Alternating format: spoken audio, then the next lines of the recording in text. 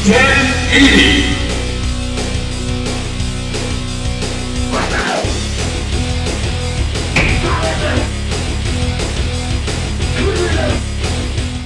My name is NeverChris, and this is my review for 1080 Snowboarding on the Nintendo 64 and recently released on the Wii Virtual Console. 1080 Snowboarding has some historical significance in that being released in 1998, it was arguably the first 3D snowboarding game that was actually considered to be any good. Hell, probably even one of the first 3D extreme sports games that was actually considered to be any good.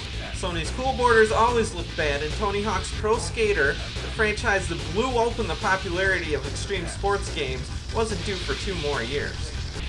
1080 was considered to be one of the best looking console games at the time of its release. Graphical pop-up, which was ruining video games everywhere, was mostly non-existent, and the characters were all very well modeled. As you surfed down the mountains, your boarder would carve a trail of snow behind him, which pertained of a quality that went unmatched in any other game. Today, the controls seem far from perfect, but at the time it seemed like they just might be. Sadly, time has diminished the quality of this video game.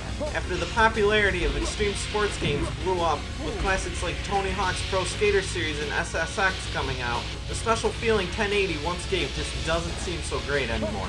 The controls still feel strong and tight on the ground, but when your rider takes to the air, the landing mechanisms just feel obnoxious.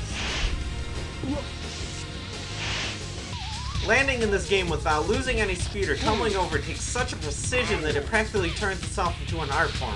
If you plan to master 1080, you'll have to memorize not only how to land in general, but how to land particular jumps throughout the game as well. There's just no way around it. Unfortunately, 1080 contains only 6 full-length courses.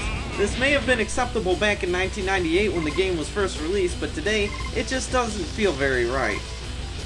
Regardless, the levels themselves are sculpted as masterpieces. They all contain just the right number of jumps, obstacles, and branching pathways to make them feel fresh time and time again. There are usually several different ways to play them, where you could take either the big risk pathways, which require surgery-style precision in your jumps, or the more easy land-based trails.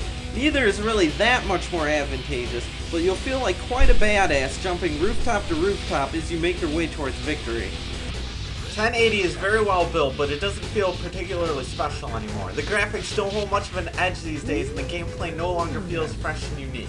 As I played through the single player, while I wasn't actively having a bad time, it did leave me feeling ultimately empty.